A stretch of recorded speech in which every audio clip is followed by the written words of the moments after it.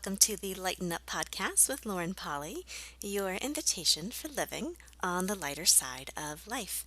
I am Lauren Polly, and I am delighted you have chosen to join me today for episode 234, When the Empath is Unempathetic. Today we're going to dig into what it means to have empathy for others, what that looks like in health, and what that looks like when it's out of balance and causes many uh-ohs and upheavals in our own world, and some tips and some tools to help you work out the kinks when it is out of balance. This is coming from an interesting personal experience that I had recently. I am an empath, I guess you could say. It's an interesting thing to label yourself as such, but I think that's a label that a lot of us are becoming more familiar with. It's becoming more widely accepted. You'll see a lot of articles out and about the power of empaths. It basically means that as an empath, you are sensitive to others. You're able to feel what they feel. You're able to see what they see. You are more sensitive, so to speak, to the nonverbal cues, the emotions, the energies beneath the surface. And you are someone who cares. Someone who is an empath or naturally empathetic, they not only feel others and are highly perceptive to others, but they also care a great deal about them. And that's what I really want to dig into today. When you're an empath, when you have that level of caring, you have that level of awareness, and at the same time, when you're out of balance with it, when you're out of health, how you act unempathetic sometimes and the repercussions that occur. Like I said, am definitely an empathetic person. It's something that has served me well in not only my coaching business and creating books and things like that, where people kind of get to peer in and find themselves in my story. It's a great connection point. But also in my hospital work. I've worked as a medical speech pathologist for years and years. I still do. I actually run a department at a hospital. So not only am I dealing with patients and staff day in and day out, but I'm also dealing with upset customers. Not just people who are unhappy with their service, but people who are typically scared and fearful and unfortunately feel like they have to fight to get what they think they need.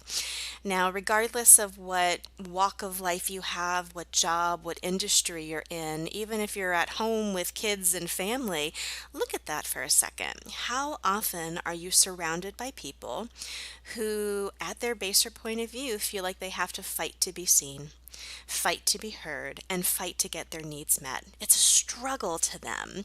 And it is a very sad and unfortunate state of affairs I think we find ourselves in, and something that bums me out in big ways, in the ways the world works right now, where people really feel the need to do that, where there is this undercurrent of fear and, hey, I got to get mine, and in order to get mine, I've got to make sure you don't get yours first, or that I have to fight to be able to receive it. I had an experience with a very upset customer that kind of sparked the whole episode that we're going to be talking about today. Someone who was very upset, angry, like I said, very fearful, felt like she had to fight for what she wanted. And unfortunately, my empath skills in that moment were not in health, in balance. They were quite strained and stressed with a busy schedule and not a lot of bandwidth. We'll dive into that in a second. And how did I respond? Oh boy, not empathetic at all. As I told my boss, because I got complained about later, I was like, oh, yep, I was being a man. I was trying to fix it. I wasn't listening. I wasn't giving her space just to vent what she clearly needed to do before I try to dive in and give her information and try to steer her in a different direction. And as such, I made her feel worse. And the funny thing about that is when you are empathetic, and again, when you have a great deal of caring towards someone, not only are you perceiving their emotions sometimes so intensely that it feels like your own, but gosh, if you respond in a way that makes them feel worse, it has an incredible incredible rebound effect that makes you feel worse as well. So not only was I kind of like thrown off by the entire situation, but the way I responded to it made her feel worse. And because I'm so aware and so perceptive, it had this rebound effect on me. And before I knew it, my actions had created more pain and more drama. Not something I look to create and inspire in the world. So you may find yourself in this story. You may be able to look to where you kind of knew better. You were in a hot situation. You were in a hot conversation. And you knew you were aware of the other person. You knew the ripples of energy coming off of them, that hot emotion coming off of them wasn't yours. But because you're in that circumstance, your body starts to respond. You start to sweat, your heart starts to pound, your nervous bellies start going, and before you know it, there's like this opening where that emotion feels like it's not just waving through you, but also coming up from within. And unfortunately, what do you do when that happens? Sometimes you lean forward, you open your mouth, and before you know it, that energy is now a match to what they're coming at you with. If you've ever been met with a lot of anger and become angry in response, you know this. If you've ever had someone come at you with a great deal of sadness and you responded as such, just match them completely, you know this. You may also, if you're more kind of finely attuned, start to notice where maybe in the quote unquote good times, the laughter, all of that kind of stuff, you may notice where you match the energy as well. Matching the energy, matching the emotions is, from my perception, an empath who is out of health and out of balance. It is a place where we lose our perspective, we lose ourselves, and unfortunately, we lose our choice. For me, in that moment, knowing I was fine before I picked up the phone, here I am getting yelled at. Here I am perceiving a lot of anger, a lot of fear, and a lot of fight. And when that, not only the body signs came up in me, but also when I kind of felt myself leaning forward and opening my mouth up and matching the energy that was presented to me, it was such an aha in the moment of I know this isn't mine. And I know that how I'm responding is not helping the situation, but I couldn't help myself. By that point, it had just gone too far. And it was fascinating because days and days and days and days after that, even now, 2 weeks after the event, I still have that judgment of myself in my mind. I still have that I know better. And oh my goodness, I know better. And I have navigated so many situations brilliantly with this empathic power. I'm like, what's the difference here? What's the nugget that I could not only take for myself for the future, but pass along to you as well? Well, for me, it is again that intensity of the waves, the ripples, that overcoming, losing yourself in that emotion that's getting thrown at you, so that you lose your choice and you lose your perspective. You don't go, wow, I see where this person is coming from. I'm going to expand my space and give them lots of breathing room, let them kind of empty out and diffuse. And then being able to look at it from their perspective, I'm going to make a conscious choice in how I respond. I'm not going to react, I'm going to make a conscious choice in how to respond. Now, for me, being able to do that is such a muscle of having space. It is such a muscle of not reacting in the moment and letting your buttons get pushed. And I told my boss later, I said, the fascinating thing is my schedule has been so busy. I've had so much going on. I was trying to make this phone call in 5 minutes before my next meeting started. And had I looked at the bigger picture, had I kind of gone, okay, this may be a hot conversation. This may not be one that I want to try to squeeze in a 5-minute window that I have available to me. It would have made a lot of difference because I would have had the practicality of the physical space to be able to engage in that kind of openness, but also being able to, in the moment when you're met with these hot emotions, being able to create that space as well. So, the biggest thing that I'd like to kind of get across this episode is when you are empathic, when you do not have a sense of space, either the space of time or that bandwidth of energetic space, when you're feeling a little hot and crowded yourself, it's going to be a lot harder to be able to maintain your perspective. And from there, actually have the choices that could create for greater. That isn't a wrongness. That is just something to know before you go into these situations, before you have that hot button conversation. Or what I've noticed in myself as a pattern for years and years of when I am overly booked and overly scheduled, my space and my energetic bandwidth for that just gets a bit depleted.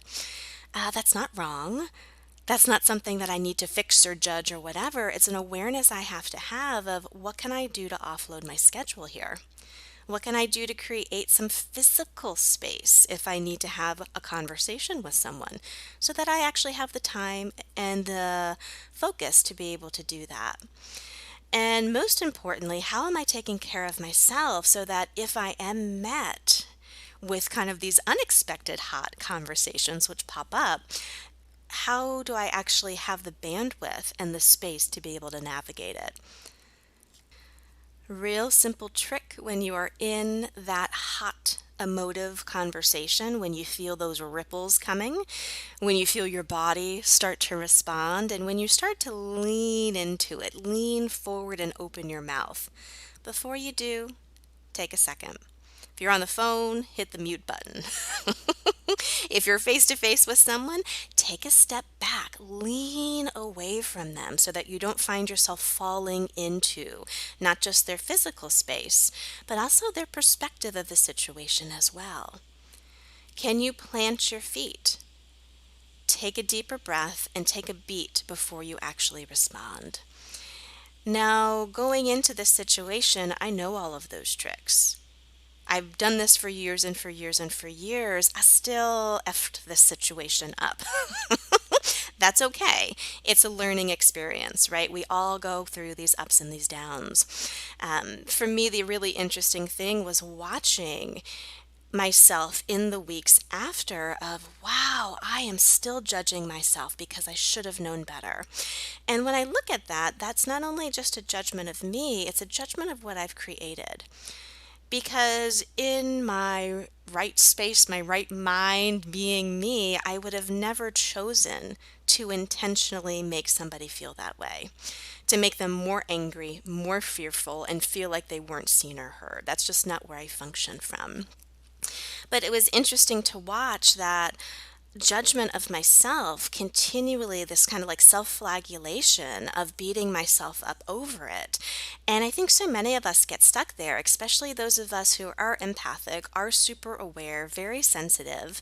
We've done enough work to be conscious of that, and we've leaned into our caring abilities, our superpower of caring, to be able to actually be in business that actually supports that, taking care of other people, being in a service-based industry. But guess what? When that happens, when that occurs, when you put yourself in that situation, you're going to have more and more of these kind of conversations. Do you have the tools and the tricks in the moment to handle it? And what I've been looking at, do I have the tools and the tricks after the fact? So when I didn't perform, quote unquote, as I would expect myself to, can I actually be kind with me and let that go? And acknowledge that the reason I'm judging myself is because I care. I care so deeply about doing my job the best I can, about allowing the people who come across my desk, across the phone, into my business to feel seen, to feel heard, and to feel supported. And when I participate in an interaction that doesn't support that, oh my goodness, does the self-judgment come? Being able to just go, okay, this is what that is, but you know what? I don't have to be perfect. I can still mess up from time to time, but luckily I am conscious enough and I know I'm going to take this information and I'm going to run with it so that next time this occurs, I can use that to not create something similar. It's just an interesting thing I've been running into, and something, again, I see it in my business since I deal with so many sensitive souls out there. How often we carry the pain of others. And we carry that pain more and deeper and more intensely when we feel we've participated in the dynamic that's actually grown it. What would it take to right now allow yourself to be soft with you when you didn't respond the way you think you should have? When you may have co created more of a dramatic interaction instead of actually having the space and the perspective and the choice to lead that conversation into greater? Where have you lost yourself in your empathic abilities? And what can you do moving forward? Again, we've talked a lot about some different tools to do. Look where you're overscheduled. Look where you're trying to cram in these hot conversations into a small, tiny little space where you don't really have the physical time and space to deal with it, not to mention the emotional and energetic bandwidth to be able to deal with it. And where can you start to employ these tools and these techniques in the moment when you're met with these hot energies? As soon as your body starts to give you information, as soon as your armpits start to sweat and your body heats up and that heart starts racing, taking a breath. As soon as you feel yourself leaning in like you're about to jump down that person's throat, lean yourself back. Plant your feet and breathe. Whatever little trick you can come up with to give you more ease in that moment. Whatever trick you can think of to preventatively and proactively go about your day so that you do have that space in case something like this arises. And most importantly, after the fact, when things don't go your way or the way that actually creates greater, can you employ some tools and techniques to be soft with yourself, to release that energy, and to not carry other people's pain any longer? Acknowledge where they're co-creating that dynamic. Send all of that back to them. Let them deal with it in their own time and space as they choose. And in the meantime, take your lessons and run with it from there. I hope this episode was a contribution. I know just me in my own space dealing with this whole empathetic thing, especially with hot conversations that I deal with time and again. It's been an interesting learning curve, and I know there's more for us to explore in our own space and also together. You can always reach out to me at lauren@laurenpolly.com. Let me know how this episode goes, or if you need some more one-to-one assist with this. I'm more than happy to sit down and have that conversation. Have an amazing week, and as always, I will chat with you next Tuesday.